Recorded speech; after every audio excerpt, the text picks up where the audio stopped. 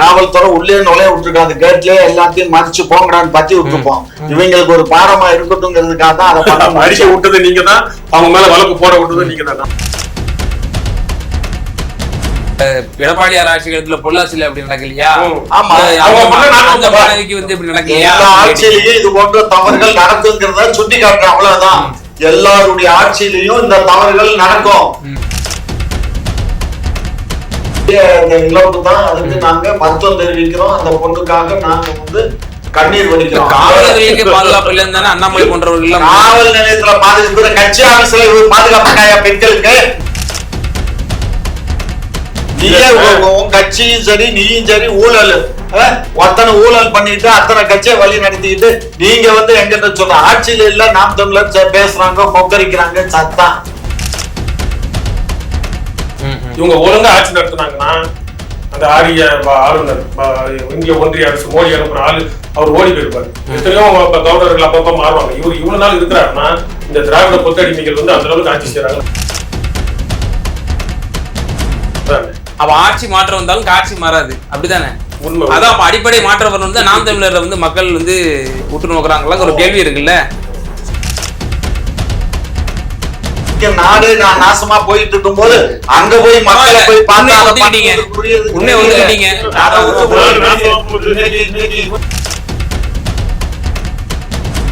தானே நான் சொல்ல முடியும். அவன் கட்சியில உறுப்பினராக இல்லை. அப்புறம் எப்படி மாசு ஐயா அவர் வீட்டுக்கு போனாரு, பிரியாணி சாப்பிட்டாரு, எல்லாம் போட்டாங்க. இது என்னங்க இருக்கு? வெல்விஷர்ஸ்ங்க.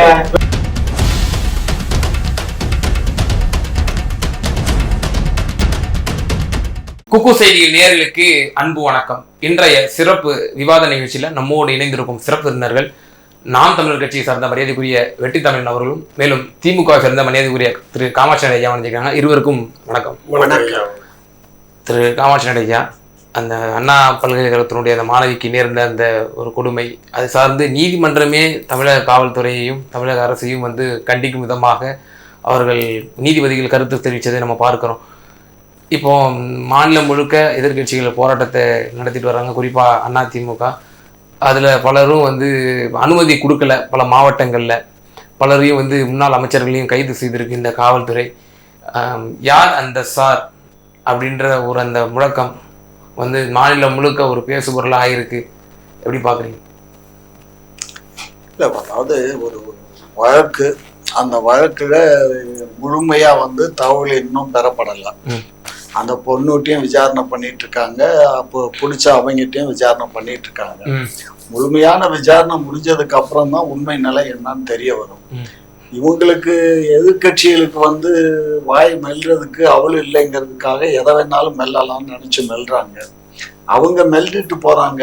ஏன்னா இன்னைக்கு இவ்வளவு பண்றானுங்கள, அன்றைக்கு பொள்ளாச்சி சமாச்சாரத்துக்கு என்ன பண்ணானுங்க, சிவகங்கை சமாச்சாரத்துக்கு என்ன பண்ணானுங்க, அது மாதிரி ஆயிரக்கணக்கானது நடந்துச்சு எடப்பாடி ஆட்சியில மட்டுமே. ஸோ ஆகையினால இதெல்லாம் நடக்கக்கூடாது, நடந்து போச்சு. அதை என்ன மாதிரி பண்ணி குற்றவாளி யாரு என்னங்கிறத போலீஸ் அதனுடைய கடமையை செய்யும். துவக்கத்திலே சொன்னீங்க வழக்கு போய்கிட்டு இருக்கு, ஆமா, விசாரணை நடந்து கொண்டிருக்கிறது அப்படின்னு அழகா சொன்னீங்க. ஆமா, எப்படி நம்முடைய சென்னை மாநகராட்சியினுடைய கமிஷனர் ஒரு பேட்டியை கொடுக்கிறார். இது அவர் மட்டும்தான் மாநகரத்தினுடைய கமிஷனராக இருக்கக்கூடிய திரு அருண் அவர்கள் தன்னிச்சையாக ஒரு பிரஸ் மீட்டை நடத்துகிறார். அதுல அவர் குறிப்பிடுறாரு, இதுல அந்த அவர் மட்டும்தான் ஞானசேகரன் என்ற அந்த அவர் மட்டும்தான் இதுல அக்யூஸ்ட் அப்படின்னு சொல்லி முன்முடிவுக்கு எப்படி வர்றாரு? மறுநாள் பொண்ணு கொடுத்த கம்ப்ளைண்ட், அந்த பொண்ணு அப்படித்தானே கொடுத்துருக்காங்க. நீங்க அந்த பொண்ணு பலரும் சொல்லல, சொன்னது ஒருத்தனை தான் சொல்லியிருக்கு, அந்த ஒருத்தனை தான் அடையாளம் காட்டியிருக்கு. அப்படி இருக்கும்போது நம்ம சார் அந்த போன் கால்ல அந்த யாரு அந்த சார் அப்படிங்கிற ஒரு இப்ப இது முழக்கம் அதிகமா இருக்கு பாருங்க.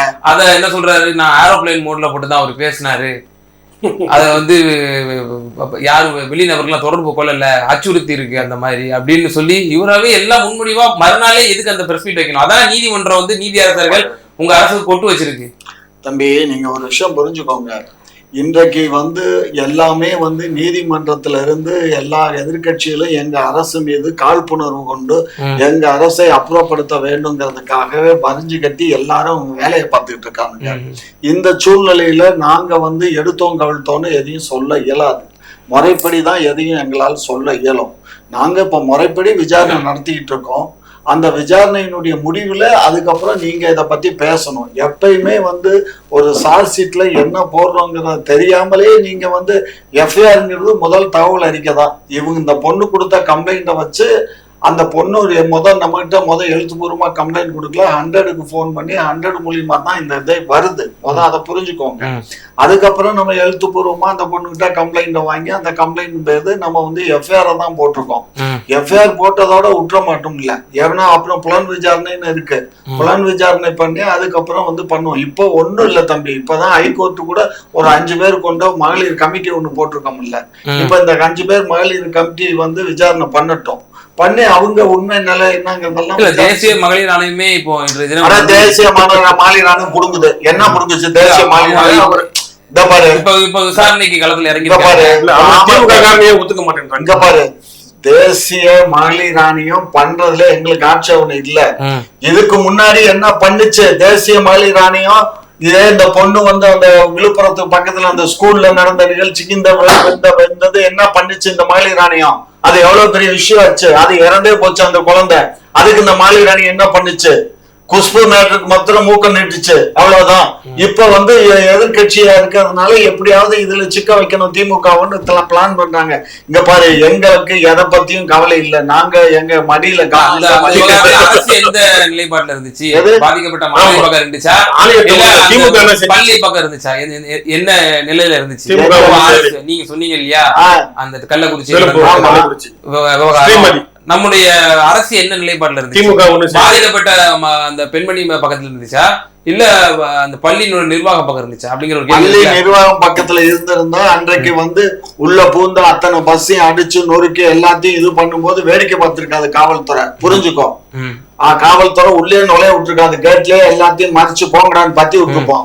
இவங்களுக்கு ஒரு பாடமா இருக்கட்டும்ங்கிறதுக்காக தான் அதை பண்ண அடிக்க விட்டது நீங்க தான், அவங்க மேல வழக்கு போட விட்டது நீங்க தான். ஆமா கண்ணு. அப்புறம் சரி, இந்த கற்பழிச்ச ஒரு திமுக காரன்னு ஒத்துக்கிறதுல உங்களுக்கு என்ன இருக்கு? கட்சியில இருக்கிறாரு, அவரை தூக்கி போடுங்க. இங்க பாருங்க, அது என்ன உங்களுக்கு? ஏங்க நான் என்ன சொல்றேன், அவன் எங்க கட்சியில இல்ல. எப்படி இல்ல? அவன் இல்ல, எல்லா ஆதாரத்தோட இப்ப உங்க தலைவர் இருக்காரு, அவர் தம்பி போய் பாக்குறாரு. அப்ப அவர் உங்க கட்சியை சேர்ந்த ஒரு அர்த்தமா? ஒரு கட்சி போய் பாக்குறாங்க, கட்சியில 1000 பேர் இருப்பான், அவர் தூக்குறதுல என்ன இருக்கு? கட்சிக்காரனே இல்ல, நீங்க மறுதளிக்கிறீங்க. கட்சிக்காரன்னு கட்சி எங்க கட்சி வந்து அவ பேர் உண்டு பண்ணணும். எங்க கட்சிக்காரன் சொல்லி கலைஞர் பிறந்தநாளுக்கு அன்னதானம் போட்டுக்கிறாரு, சோறு போட்டுக்கிறாரு. தம்பி உறுப்பினரா இருக்கிறாரு, எல்லா அமைச்சரை சந்திச்சிருக்கிறாரு. கட்சியில உறுப்பினரா இருக்கிறதுங்கிறது வேற. என்ன பொறுப்புல இருக்காங்க? பொறுப்புல இல்ல, உறுப்பினரா இருக்காரு. பாருங்க, அவன் உறுப்பினரான அவன் பேர்ல எத்தனை பேர் இருப்பான்? லட்சக்கணக்கில் 1.5 கோடி உறுப்பினர் இருக்காங்க. தப்பிக்கிறீங்க. இங்க பாருங்க, நாங்க என்னங்க தப்பிக்கிறோம்? என்ன பேசுறீங்க? என்ன தப்பிக்கிறோம்? நாங்க 1.5 கோடி தொண்டர்களை வச்சிருக்க ஒரு அரசியல் கட்சியில இவன் பேர்ல எத்தனையோ தொண்டர் இருப்பான். அந்த ஏரியால அந்த வட்ட செயலாளர் எல்லாத்தையும் கலந்து பேசி அந்தந்த வட்டத்தினுடைய இதை நாங்க எடுக்கணும், அந்த ஃபார்ம் எல்லாம் எடுக்கணும். அந்த வட்டத்தை, ஏன்னா மெம்பர்ஷிப் கார்டு அவன் கொடுக்கல, மெம்பர்ஷிப் கார்டு அவன் நம்மகிட்ட கொடுக்கல. கொடுத்திருந்தா உடனே அவன் கட்சிக்காரன்னு சொல்லலாம். இனி நம்ம தான் அதை பண்ண வேண்டியிருக்கு. அந்த பண்டல்ல நீங்க அறிவாளர்கள் வந்து பாருங்க. திமுக டிஜிட்டல் ஆகலன்னு ஒத்துக்கிறீங்க. இங்க பாருங்க, நாங்க அதெல்லாம் எடுக்கணும். வந்து ஆமாங்க, அப்ளிகேஷனை எடுக்கணும். அப்ளிகேஷனை எடுத்து அவன் அந்த வார்டு அப்ளிகேஷன் எத்தனை அப்ளிகேஷன் வந்திருக்கு, அந்த வார்டு என்ன, இதெல்லாம் பார்த்து தான் ஒரு முடிவு வர முடியுமே தவிர உடனேங்கிறது இது என்ன துரித உணவகமா வச்சு நடத்துற? வெட்டுத்தமிழன் சார், இப்போ இந்த விவகாரம் நாளில் முழுக்க இப்போ தற்போது மிகப்பெரிய ஒரு பூதாகாரம் ஆயிருக்கு. பெண் பிள்ளைகளுக்கு பாதுகாப்பு இல்லை அப்படின்ற ஒரு விஷயம் நாள்தோறும் வந்து ஒவ்வொரு ஹாரஸ்மெண்ட் நம்ம நடந்துட்டு இருக்க தான் பார்க்குறோம். இந்த விவகாரத்தில் நாம் தமிழர் கட்சியினுடைய ஒரு ரோல் என்னவா இருக்குங்கிற ஒரு கேள்வி இருக்குல்ல சார். அண்ணாமலை அவர்கள் கவன ஈர்ப்புக்காக சவுக்கு அடிக்கிறாரு. சவுக்கு அடிக்கிறதுல கூட அது ஒரு பிற்போக்குத்தனமா இருக்கு அப்படின்னு சொல்லி நம்ம ஒரு தெளிவான ஒரு கண்டனத்தை கூட நம்ம அண்ணாமலை அவர்களுக்கு வந்து நம்ம பதிவு செய்யலை. நம்முடைய அண்ணன் திரு சீமான் அவர்கள் இதுலயும் பார்க்கிறோம். மேலும் இந்த விவகாரத்துல நாம் தமிழர் கட்சி எந்த விதத்துல நெருக்கடி கொடுக்குது அரசு? இப்ப அண்ணன் அன்றாட பேட்டி கொடுக்குறப்ப அது எதிர்ப்பு தெரிவிச்சிருக்கிறோம். நாளைக்கு வந்து வள்ளுவர் கோட்டத்துல கண்டன ஆர்ப்பாட்டம். மகளிர் பாசறை சார்பா நாம் தமிழர் கட்சி சார்பா ஆர்ப்பாட்டம் பெரிய அளவுல நடத்திருக்கோம். எதிர்ப்பு இப்படிதான் தெரிவிக்க முடியும், என்ன பண்ண முடியும்? இவங்கதான் நாங்க வழக்கமா எடப்பாடி ஆட்சியில் அப்படி நடந்துச்சு, ஜெயலலிதா ஆட்சியில் அப்படி நடந்துச்சு, அதே தான் நாங்களும் நடத்துறோம். கற்பழிப்பு, கொலை அந்த மாதிரி தவறான வார்த்தையில பதிவு பண்ணி அப்படியெல்லாம் ஒத்துக்கிறாரு ஐயா. அது அப்படியெல்லாம் சொல்லக்கூடாது. நாங்க வந்து நடத்துவோம். அவங்க பண்ணது இப்போ நான் கேள்வியை முன்வைக்கும் போதே நீங்க என்ன சொன்னீங்க? எடப்பாடியார் ஆட்சி காலத்துல பொள்ளாச்சியில அப்படி நடக்கலையா? வந்து இப்படி நடக்கலையா? ஆட்சியிலேயே இது போன்ற தவறுகள் நடக்குங்கிறத சுட்டி காட்டுறேன், அவ்வளவுதான். எல்லாருடைய ஆட்சியிலையும் இந்த தவறுகள் நடக்கும். இதே பாரதிய ஜனதா கட்சி ஆட்சி பண்ற மாநிலங்கள்லயும் நடக்குது, காங்கிரஸ் ஆட்சி பண்ற மாநிலங்கள்லயும் நடக்குது, நிதிஷ்குமார் நடத்துற ஆட்சியிலயும் இருக்கு. மேற்கு வங்கத்துல மம்தா பானர்ஜி ஹாஸ்பிட்டல்லே ஒரு வந்து எடுத்துக்கலாமா? எப்படி வந்து எல்லா மாநிலத்திலும் ஊழல் நடக்குதோ அதே மாதிரி தமிழ்நாட்டிலும் ஊழல்ங்கிற மஸ்த என்னத்துக்கு இங்க பேசுறா? அது ஒன் ஆஃப் த கரப்ஷன் தானே. கரப்ஷன் இங்க பாரு, கரப்ஷன்ங்கிறது வேற, பெண்களை வந்து தவறு பண்றதுங்கிறது வேற. இந்த பெண்ணுக்கு கொடுத்த இழப்பு இது வந்து மிகப்பெரிய இழப்பு தான். அதுக்கு நாங்க வருத்தம் தெரிவிக்கிறோம். அந்த பொண்ணுக்காக நாங்க வந்து கண்ணீர் வடிக்கிறோம். காவலர்களுக்கு பாதுகாப்பு இல்லைன்னு தானே அண்ணாமலை போன்றவர்கள் காவல் நிலையத்துல பாதுகாப்பு, கட்சி ஆபீஸ்ல பாதுகாப்பு பெண்களுக்கு என்ன பேசுற? அத்தனை பெண்களை நாளைக்கு ஒரு பெண்ணை வரலைக்கிறாங்க, இருந்த பெண்ணை அதை பேட்டிடு என்னெல்லாம் இம்சப்படுத்தினாங்க, என்னமா பேசுற? ஏதோ அந்த ஆளு வாய் பிடிச்சதோ மாங்காய் பிடிச்சதோன்னு பேசிட்டு இருக்கா. அந்த ஆளு பேசுறதுக்கு என்கிட்ட பதில் கேட்டுக்கிட்ட உட்கார்ந்து இருக்கா. வெற்றித்தனமான ஆளு. அண்ணாமலை சொல்றாரு. ஆமா, அண்ணாமலை அவர்கள் எல்லாரும் தொடர்ச்சியா இந்த குற்றச்சாட்டை முன்வைக்கிறாங்க. இல்ல அப்படி என்ன சட்ட ஒழுங்கு வந்து பெரிய பாதுகாக்க தானே படுது. பெண்கள் மீதான அந்த விடுக்கக்கூடிய அந்த வன்முறைகள்ல எத்தனையோ மாநிலங்களை ஒப்பிடும்போது தமிழ்நாடு ஒரு சிறந்து தானே விளங்குது. கௌதமி ஏறக்குறைய 25 ஆண்டு காலம் அந்த கட்சியில இருந்தாங்க. 25 ஆண்டு காலம் கௌதமி இருந்தாங்க. அந்த அம்மா ஏன் வெளியில போனாங்க? போய் பண்ணா இல்ல அவங்க எதுக்காக போனாங்கன்னா ஹாரஸ்மெண்ட்டுக்காக போகல. மாறாக தன்னுடைய சக நிர்வாகி ஒருவர் என்னை வந்து அபகரிச்சிருக்காரு, அத வந்து நீங்க உரிய நடவடிக்கை எடுங்க, நீங்க பேசுறாங்க. இல்ல அண்ணாமலை அவர்கள் கட்ட பஞ்சாயத்து பண்ண சொல்றீங்களா? அதுக்கு நீதிமன்றத்துல போய் சட்ட வழியா நடவடிக்கை எடுக்க முடியும். சரி, அப்புறம் டான்ஸ் மாஸ்டர் எதுக்கு போச்சு? எந்த டான்ஸ் மாஸ்டர்? எந்த டான்ஸ் மாஸ்டர் பேர் சொல்லுங்க. பேரெல்லாம் எனக்கு அந்த பொண்ணு திரைப்படத்துல அவங்க பரப்புரைக்கு போனாங்க. பரப்புரைக்கு மட்டும்தான் போனாங்க. இல்ல பாஜக பத்தி செஞ்சாலும் நீங்களும் அதே செய்வீங்க. இல்லங்க, நாங்க சொல்றது என்னன்னா, நீ யோக்கியமா இருந்துட்டு அடுத்தவன குற்றவாளின்னு சொல்லு. நீ யோக்கியமா? நீயே உன் கட்சியும் சரி நீயும் சரி ஊழல், அத்தனை ஊழல் பண்ணிட்டு அத்தனை கட்சியை வழி நடத்திக்கிட்டு நீங்க வந்து எங்கிட்ட சொல்ற ஆட்சியில இல்ல நாம் தமிழர் பேசுறாங்க, கொக்கரிக்கிறாங்க, சத்தம். ஆட்சிக்கு வந்தா இவங்க நாங்க மத்தவங்க ஏறி மிதிப்பாங்க. அது வேற ஆட்சிக்கு வருவாங்கன்ற ஒரு நம்பிக்கை வருவாங்க. கிட்டத்தட்ட இன்னொரு 20-30 வருஷம் கழிச்சு வருவாங்க. ஐயாவோட வருவாங்க, என்னைக்காவது ஒரு நாளைக்கு வருவாங்க. அவர் பையன் இருக்காருல்ல, இப்ப படிக்கிறாருல்ல, அவரு ஹிந்தி எல்லாம் படிக்கிறாரு. அவரு வருவாரு தலைவரா வந்த உடனே அவர் ஆட்சி குடும்ப அரசியல் அவருக்கு ஹிந்தி படிக்கிறாரு. ஹிந்தி படிக்கிறாருல, ஹிந்தி ஆங்கில மீடியத்துல தானே ஹிந்தி படிக்கிறாரு. தமிழ் வழி கல்வி அந்த அளவுக்கு வச்சிருக்காங்க திமுக. இல்ல வெற்றிக்குமார் சார், அப்ப நான் அதான் முன்ன கேட்ட கேள்விதான். பல மாநிலங்கள்ல ஒப்பிடுகையில தமிழ்நாடு வந்து சட்டம் ஒழுங்கும் சரி, பெண்களுக்கான பாதுகாப்பும் சரி ஒரு சிறந்துதானே விளங்குது. சிறந்து விளங்குது. இப்ப நீங்க முதல்ல கேள்வி கேட்டப்பயே நம்ம காவல்துறை ஆணையர் வந்து முன்னுக்கு வந்து அவர் ஒருத்தர் தான் குற்றவாளின்னு ஒரு முற்றுப்புள்ளி வைக்கிறாருன்னா அவருக்கு ஒரு அழுத்தம் இருந்திருக்கும்.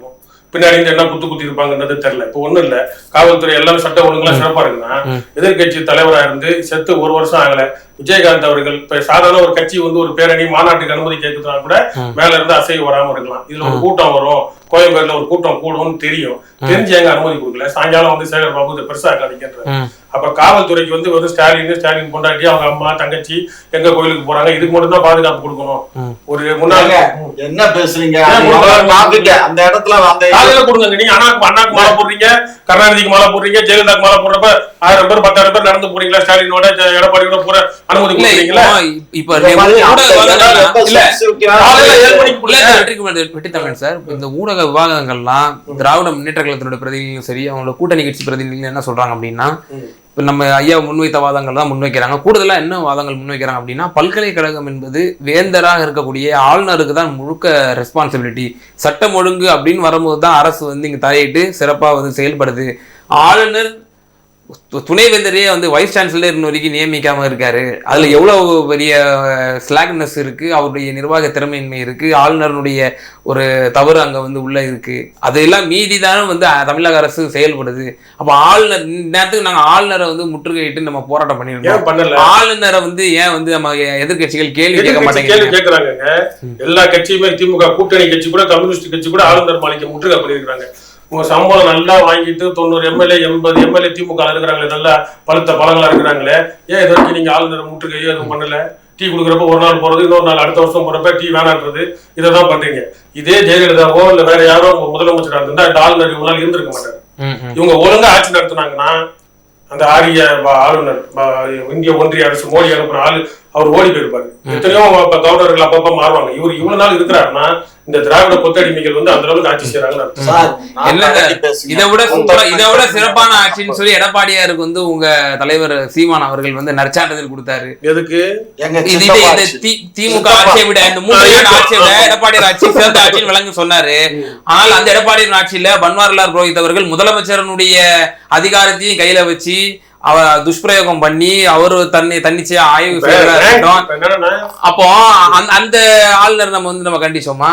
இல்ல கண்டிச்சிருப்பீங்க. எடப்பாடியார் வந்து எந்த அளவுக்கு வந்து அந்த ஆளுநரை ஹேண்டில் பண்ணாரு, அந்த நிர்வாக திறமையோடு இருந்திருந்தா அந்த ஆளுநர் ஓடி போயிருப்பார்ல. நீட்டை தடுப்பேன், கொடப்பேன் ரகசியங்கள் தான் தெரியும் சொன்னாங்க. நீட்டுல அந்த உள்ள இட ஒதுக்கீடு கொண்டு வந்து அரசு பள்ளி எடப்பாடி கொண்டு வரல. நீட்டுல நீங்க அரசு பள்ளி மாணவர்களுக்கு இட ஒதுக்கீடு கொண்டு வந்து சொல்லிட்டு இன்னும் ஒண்ணும் பண்ணாம பாருங்க. அதெல்லாம் அவரு காக்கா உட்கார பணம் நீங்க என்ன செஞ்சீங்க? அவர் தான் சட்ட திருத்தம் கொண்டு வந்தாரு. இல்ல நீங்க 10% பண்ணீங்க, ஆனா அது இன்னும் கொண்டு வரல. அதெல்லாம் கேள்வி இருக்கு. ரெண்டாவது இப்ப கவர்னர் புரோஹித்தை பத்தி பேசுறாங்கல்ல, புரோஹித் அந்த அருப்புக்கோட்டை அந்த பெண்ணோட அந்த ப்ரொஃபஸருக்கும் அந்த நிர்மலா தேவிக்கும் அதுக்கும் ப்ராப்ளம் இருக்குன்னு சொல்லி எடப்பாடி ஆட்சி தானே அது என்னவா இருந்துச்சு? எவ்வளவு எடப்பாடி ஆட்சி சிறப்பான ஆட்சி சொல்லல, இதுக்கு இது அப்படிதான் சும்மா இருக்கு பாருங்க. இதே எடப்பாடி இப்ப முழிச்சு பார்க்கணும், அங்க எத்தனை பெண்கள் அன்றைக்கு பாதிக்கப்பட்டாங்க, அந்த கல்லூரியில பயின்ற மாணவிகள் எத்தனை பேர் பாதிக்கப்பட்டாங்க. அது இப்ப மெண்டல் ஆகி போச்சு. அந்த ப்ரொஃபசர் மெண்டல் ஆகி விசாரணை பண்ணல. அதிகாரத்துக்கு வந்துட்டு இப்ப கூட இது ஸ்டெர்லைட்ல சுட்டாரு எடப்பாடி தெரியலன்னாரு. நான் டிவில பார்த்தா தெரிஞ்சுக்கிட்டேனே. அந்த இதுக்கு வந்து நீதிபதி விசாரணை பண்ணி இவங்க அமைச்சர் நீதிபதி விசாரணை பண்ணி கொடுத்துட்டாங்க. என்ன நடவடிக்கை? ஆமா, சைலேஷ் யாதவ் ஐபிஎஸ்க்கு வந்து பதவி உயர்வு. என்ன நடவடிக்கை? என்ன அந்த 17 காவல் அருணா ஜெகதீஷ் பண்றாரு அவரு. சரி, அவர் கொலை செஞ்சுட்டாரு. 18 அருணா ஜெகதீஷனுடைய ஆணையத்தின்படி கிட்டத்தட்ட 17 காவலர்கள் என்று நினைவு இருக்கு. அந்த காவலர்கள் மீது சார்ஜ் ஷீட் போட்டு உரிய நடவடிக்கை எடுக்குன்னு சொல்லி அந்த ஆணையம் என்ன அந்த ஆணையத்தின்படி என்ன செய்தது? ஒண்ணுமே செய்யல. காவல்துறையோட லாபி திமுக இருந்தாலும் சரி அண்ணா திமுக இருந்தாலும் சரி ஏன் தொட பயப்படுறீங்க? அப்ப ஆட்சி மாற்றம் வந்தாலும் காட்சி மாறாது, அப்படித்தானே? அதான் அடிப்படை மாற்றம் வரணும். நாம் தமிழர் வந்து மக்கள் வந்து உற்று நோக்குறாங்களா ஒரு கேள்வி இருக்குல்ல.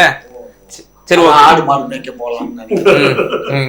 இல்ல அது சொல்லிருக்காருல, ஹைடெக்கா சாராயத்தை ஊத்தி கொடுக்கறது அது இவ்வளவோ மேல்தான். சாராயத்தை ஊத்தி வைக்கிறதுக்கு இளம் விதவைகளை வந்து இந்த நாட்டுல உண்டாக்குறதை விட ஆடு மாய்க்கு எவ்வளவோ சிறந்த தொழில் தானே. அப்ப நீங்களும் போங்க. சரி, ஓகே. இறுதியான ஒரே ஒரு கேள்வி. இப்போ தற்போது இப்போ தாவேகா தலைவர் விஜய் அவர்கள் ஆளுநரை சந்தித்து இது சம்பந்தமாக முறையிட இருக்கிறார். தன் கைப்படையிலேயே வந்து அந்த ஒரு லெட்டர் பேர்ல அவருடைய ஒரு கடிதத்தையும் எழுதி பெண்களுக்கு வந்து அந்த சமர்ப்பிச்சு செஞ்சாரு. எப்படி பாக்குறீங்க? அவரும் இப்ப இந்த விஷயத்துல வந்து நெருக்கடி கொடுக்குறாரு. கைப்பட எழுதி எல்லா கைப்பட எழுதாம எல்லாம் கால்பட எழுதுவாங்களா? இப்பதான் கைப்பட எழுதுனாரா? என்ன லூஸ்தனமா எல்லா பேரும் இல்ல சார். இப்ப நம்ம முதல்வர் அவர்கள் வந்து இவ்வளவு பேசினாரு. அவருடைய துணை நடிகர்களை கூப்பிட்டு பனையூர்ல அவங்க உட்காந்துக்கிட்டு எல்லாத்துக்கும் அதை கொடுக்குறேன் இதை கொடுக்குறேன்னு ஒரு டிவி ஷோ நடத்தினாரு. எங்கேயாவது போய் இந்த இடத்துல பாதிச்சுச்சா அங்க பாதிச்சாங்க. எடப்பாடி கூட போய் பார்த்துட்டாரு, பாவம் பெரிய மனுஷன். இவர் எங்க போய் பார்த்தாரு? இவர் ஷூட்டிங்க்கு போனாரு.